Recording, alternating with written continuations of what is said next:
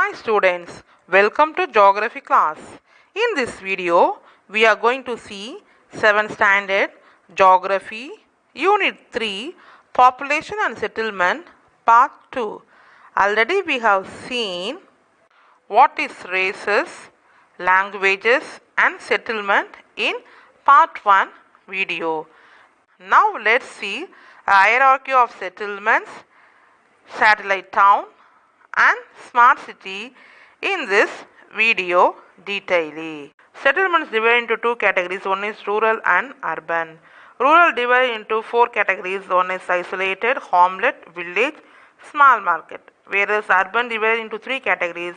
One is town, city, conurbation. Now we are going to see rural settlement. Rural settlements are predominantly, that is mainly located near water bodies such as rivers, lakes and springs where water can be easily available. People choose to settle near fertile lands suitable for agriculture along with the provision of other basic needs. Hence, they prefer to live near low-lying river valleys and coastal plains suited for cultivation. The availability of building materials like wood, stone and clay near settlement is another advantage for settlements to be built. Rural settlement அப்படின்னா தமிழில் கிராமப்புற குடியிருப்பு. நீர்நிலையை ஒட்டிய இடங்களாகிய ஆறுகள், ஏரிகள் மற்றும் ஊற்றுக்கள் அருகிலேயே பெரும்பாலும் கிராமப்புற குடியிருப்புகள் அமைந்திருக்கும். வேளாண் தொழிலுக்கு ஏற்ற நிலங்களுடன் அடிப்படை தேவைகளை பூர்த்தி செய்யக்கூடிய இடங்களையே மக்கள் குடியேற தேர்ந்தெடுக்கிறாங்க. அதனால விவசாய தொழிலுக்கு ஏற்ப ஆற்று பள்ளத்தாக்குகளையும் கடற்கரை சமவெளிகளையும் வாழ்வதற்கு ஏற்ற இடமாக அவங்க கருதுறாங்க. கட்டிடப் பொருட்களான மரம், கல் மற்றும் களிமண் போன்றவை அது ஈஸியாக கிடைக்கிறதுனால கிராமங்களில் குடியிருப்பு அமைக்க சிறந்த இடமாக கருதப்படுகிறது. Now we are going to see what are the factors influencing rural settlement. Nature of topography, local weather condition, soil and water resources, social organization, economic condition. A factors influencing rural settlement அப்படின்னா கிராமப்புற குடியிருப்புக்கு ஏற்ற காரணிகள் அப்படின்னா first ஒன்று nature of topography அப்படின்னா இயற்கையான நிலத்தோற்றம், local weather condition அப்படின்னா உள்ளூர் தட்பவெட்ப நிலை, சாயில் அண்ட் வாட்டர் ரிசோர்ஸஸ் அப்படின்னா மண்வளம் மற்றும் நீர் வளங்கள், சோஷியல் ஆர்கனைசேஷன் அப்படின்னா சமூக நிறுவனங்கள், எக்கனாமிக் கண்டிஷன் அப்படின்னா பொருளாதார நிலை. இதெல்லாம் கிராமப்புற குடியிருப்புக்கு ஏற்ற காரணிகள் ஆகும். Now we are going to see pattern of rural settlement. The pattern of settlements has been defined as a relationship between a house or building to another. A rural settlement pattern is a function of relief, climate, water supply and socio-economic factor. It is broadly classified under the following patterns such as linear, rectangular, circular, star-like patterns, etc. Pattern of rural settlement அப்படின்னா கிராமப்புற குடியிருப்பின் அமைப்புகள். கிராமப்புற குடியிருப்பின் அமைப்புகள் என்பது வீடுகள் மற்றும் கட்டடங்களுக்கு இடையான தொடர்பை குறிக்கிறதாகும்.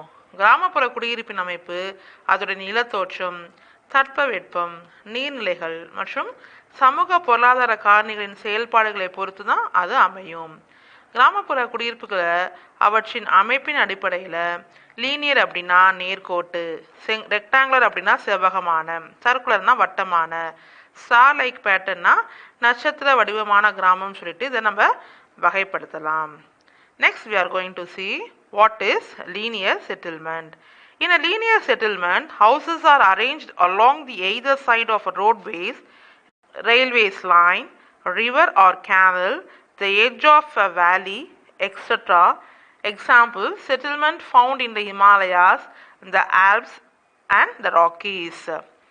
Linear settlement அப்படின்னா நேர்கோட்டு குடியிருப்பு சாலைகள், இருப்பு பாதைகள், ஆறு அல்லது கால்வாய், பள்ளத்தாக்கின் சரிவு ஆகியவற்றுக்கு அருகில கட்டப்பட்ட வீடுகளுடைய தொகுப்பு தான் நேர்கோட்டு குடியிருப்பு, அதாவது லீனியர் செட்டில்மெண்ட் அப்படின்னு சொல்லிட்டு அழைக்கப்படுது.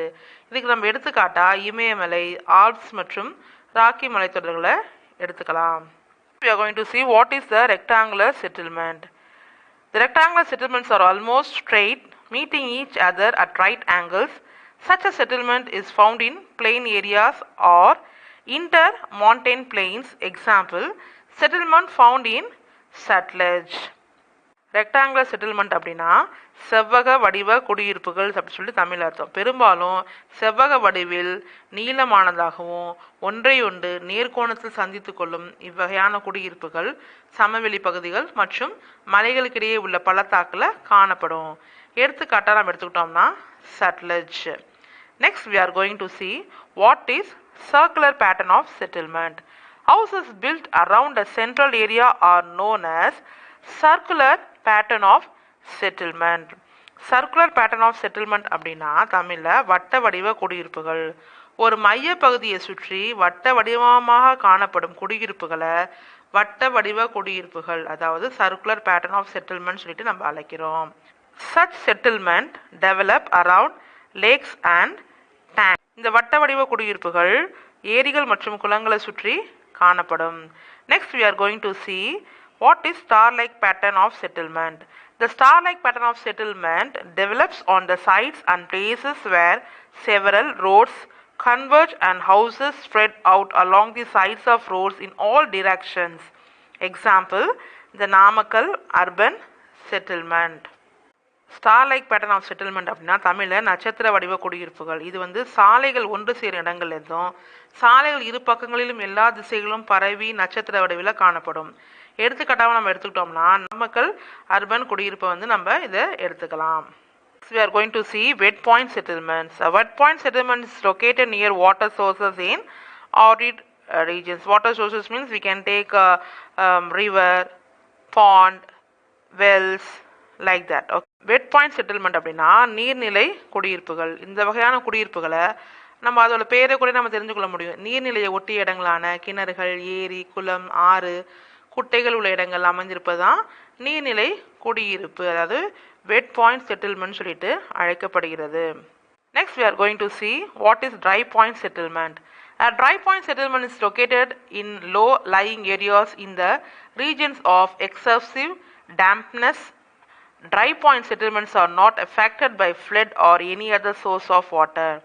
Such settlements are found in the coastal plains of Kerala and deltas along the east coast of India. Dry point settlement அப்படின்னா தமிழில் வறண்ட அல்லது உலர்நிலை குடியிருப்புகள் சொல்லிட்டு அர்த்தம். வறண்ட இடம் என்பது சுற்றியுள்ள நிலத்தை காட்டிலும் சற்று உயரத்தில் உள்ள அமைந்துள்ள இடமா இருக்கும். நீர் ஆதாரங்களாலும் நிலத்தோற்ற அமைப்பாலும் உலர்நிலை குடியிருப்புகள் வெள்ளத்தால் பாதிக்கப்படுறதே கிடையாது. ஏன்னா அது உயரமாக இருக்கும்போது எப்போதுமே வெள்ள தண்ணி வந்து எப்போதும் தாழ்வான பகுதிக்கு தான் வரும், உயரமான பகுதிக்கு வருவது கிடையாது. இந்தியாவின் கேரள கரையோரத்திலும் டெல்டா கரையோர பகுதிகளிலும் இவ்வகையான குடியிருப்புகள் காணப்படுகிறது. Next we are going to see urban settlements. The settlements in which most of the people are engaged in secondary and tertiary activities are known as urban settlements. Town, cities and the areas of large cities are referred to as urban areas. Urban settlement அப்படின்னா தமிழில் நகர்ப்புற குடியிருப்புகள். நகர்ப்புற குடியிருப்புகளில் மக்கள் இரண்டாம் மற்றும் மூன்றாம் நிலை தொழில்களில் ஈடுபடுகின்றனர். நகர்ப்புறம் என்ற சொல் நகரங்கள் மற்றும் மாநகரங்களுடன் தொடர்புடையது. நகர்ப்புறம் என்ற வார்த்தை பெரும்பாலும் நகரம், மாநகரம் மற்றும் நகர்ப்புற பகுதிகளை குறிப்பதாகும். நகரம் அப்படின்னா டவுன், மாநகரம் அப்படின்னா சிட்டிஸ். ஓகேவா? அர்பன் ஏரியாஸ் அப்படின்னா நகர்ப்புற பகுதிகள். Next we are going to see the classification of urban settlements. The definition of urban area varies from our country to another. Some of the common bases of classification are size of population, occupational structure and administration. Classification of urban settlements அப்படின்னா நகர்ப்புற குடியிருப்புகளோட வகைகள். நகர்ப்புறத்திற்கான கூற்று அல்லது வரையறை ஒரு நாட்டுக்கும் மற்றொரு நாட்டுக்கும் வேறுபடும். பொதுவாக சில வகைப்பாடுகளை நம்ம பார்க்கலாம். ஃபர்ஸ்ட் ஒன் வந்து மக்கள் தொகையோட அளவு, size of population. Occupational structure அப்படின்னா தொழில் அமைப்பு. அட்மினிஸ்ட்ரேஷன் அப்படின்னா நிர்வாகம். Now we are going to see what is town. Town is a general name for an urban place, usually a settlement meeting a prescribed minimum population threshold. The settlement with a population more than 5,000 people is called a town. Based on the functions, cities can be classified into towns such as administrative, cantonment, academic, etc. Town அப்படின்னா தமிழில் நகரம்.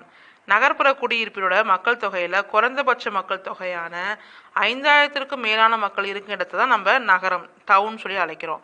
நகரங்கள் செயல்படும் நிகழ்வுகள் அடிப்படையில் நிர்வாகம், இராணுவம் மற்றும் கல்வி என பல நகரங்களாக இது வகைப்படுத்தப்பட்டுள்ளது. Next we are going to see what is city. The term city is generally applied to large urban places with a central business district. In India, an urban place with more than 1 lakh population is considered as a city. City அப்படின்னா தமிழில் மாநகரம். பொதுவாக ஒரு குறிப்பிட்ட சிறிய நகரத்திலிருந்து தனித்த நகர்ப்புறங்களுக்கு பெருநகரம் என்ற சொல் பயன்படுத்தப்படுது. அல்லது பெருநகரங்களுக்குன்னு தனியே ஒரு வரமுறை கிடையாது. சிறு நகரங்கள்லேருந்து தனித்த ஒரு நகர்ப்புறமாகும். நன்கு வளர்ச்சி அடைந்த மத்திய தொழில் மாவட்டத்தை கொண்ட பல்வேறு தொழில்களை உள்ளடக்கிய ஒரு தனித்த குடியிருப்பை தான் நம்ம மாநகரம், சிட்டிஸ் அப்படின்னு சொல்கிறோம்.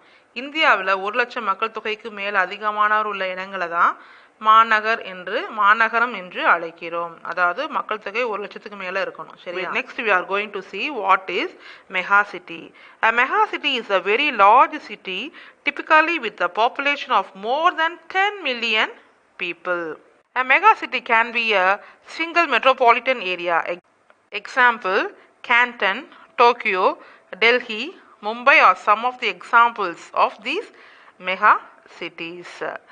மெகா சிட்டி அப்படின்னா மிகப்பெரிய நகரம் சொல்லிட்டு தமிழ் அர்த்தம். 10 மில்லியனுக்கு மேலே மக்கள் தொகை கொண்ட பெரிய நகரம் தான் மிகப்பெரிய நகரங்கள், அதாவது மெகா சிட்டின்னு சொல்லிட்டு அழைக்கப்படுது. இது ஒரு தனித்த தலைநகரமாக செயல்படும். கேண்டன், டோக்கியோ, டெல்லி, மும்பை முதலியவை மிக பெரும் நகரத்திற்கு சில எடுத்துக்காட்டுகள் ஆகும். We are going to see what is megalopolis. The word megalopolis is given to a large settlement which is formed by the combination of 2 or more large cities whose total population exceeds 10 million. The region made up of cities between Boston and Washington DC is well known megalopolis. In India, Kolkata is the largest urban area which is a megalopolis. Gandhinagar, Surat, Vadodara, Rajkot in Gujarat are the important megalopolis cities in India. மெக்லோபாலிஸ் அப்படின்னா தமிழில் மீப்பெரு நகர் அப்படின்னு சொல்லிட்டு அர்த்தம். 2 அல்லது அதற்கு மேற்பட்ட மிகப்பெரிய நகரங்களின் மக்கள் தொகை 10 லட்சத்துக்கு மேலாகவும் பெரிய நகராக்க பரப்பையும் கொண்ட இடத்தை குறிப்பது தான் மீப்பெரு நகரமாகும். மெக்லோபாலிஸ் அப்படின்னு அர்த்தம். அதாவது பாஸ்டனுக்கும் வாஷிங்டனுக்கும் இடைப்பட்ட பிரதேசம் நன்கு அறிந்த ஒரு மெக்லோபாலிஸ் நகரமாகும். இந்தியாவில் கல்கத்தாவின் மிகப்பெரிய நகர்ப்புற பகுதியே இது என்னது, ஒரு மீப்பெரு நகரம், அதாவது மெக்லோபாலிஸ். குஜராத்தின் காந்தி நகர், சூரத், வதோதரா, ராஜபுதனம் ஆகியவை முக்கியமான மீப்பெரும் நகரங்களாகும், அதாவது மெக்லோபாலிஸ் ஆகும். Next we are going to see what is conversion.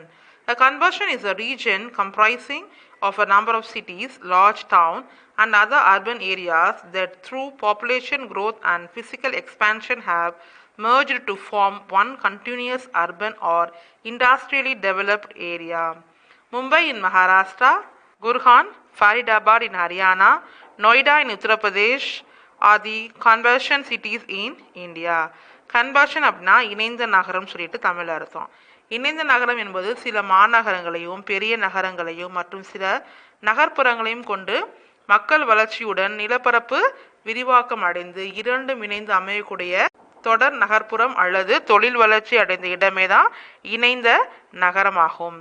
இந்தியாவில் மகாராஷ்டிராவில் மும்பை, ஹரியானாவின் குர்கான், பரிதாபாத், உத்தரப்பிரதேசில் உள்ள நொய்டா இணைந்த நகரத்திற்கு சிறந்த எடுத்துக்காட்டுகள் ஆகும்.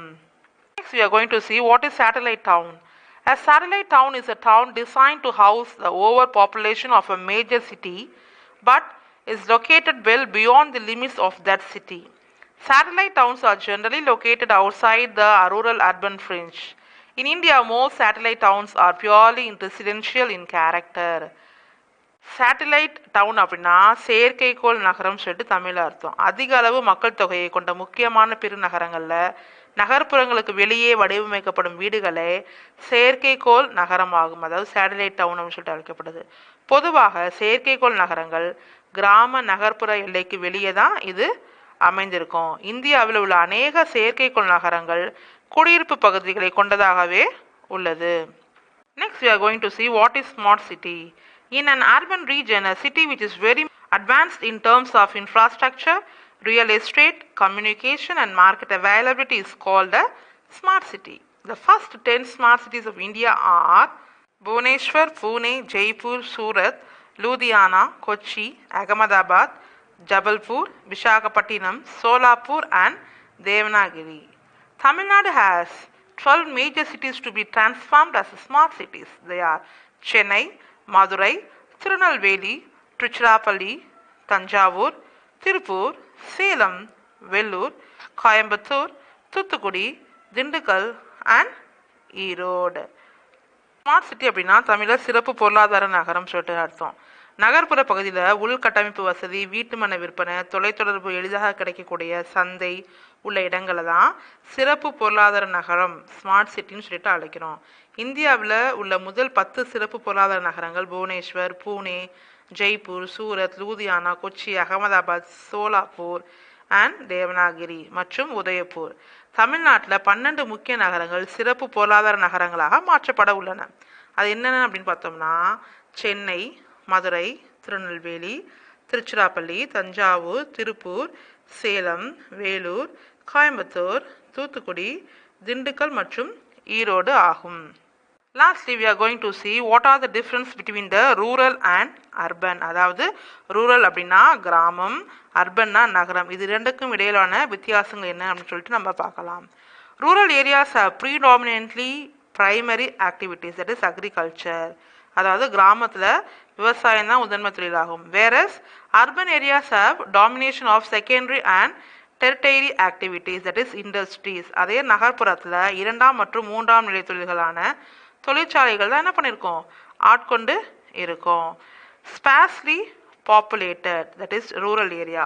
அதாவது கிராமப்புறங்களில் மக்கள் அடர்த்தி குறைவு. In urban areas densely populated. இந்நகர்ப்புறங்களில் மக்கள் அடர்த்தி அதிகம். In rural areas villages and hamlet. அதாவது கிராமப்புறங்களில் கிராமங்கள் மற்றும் குடிசைகளில் தான் இருக்கும். Whereas in urban areas we can see the cities and towns. இங்கே நகரங்களில் பெருநகரங்கள் மற்றும் நகரங்கள் தான் இருக்கும். The last difference is in rural areas they live in simple and relaxed life. அதாவது கிராமப்புறங்களில் எளிதான அமைதியான வாழ்க்கை வாழ்கிறாங்க. Whereas in urban areas fast and complicated life. நகர்ப்புறங்களில் வேகமான சிக்கல் நிறைந்த வாழ்க்கையை அவங்க வாழ்கிறாங்க. I hope you all understood what is a hierarchy of settlements, satellite town and smart city very well in this video. Next video we will see civics unit 1 equality. Thank you.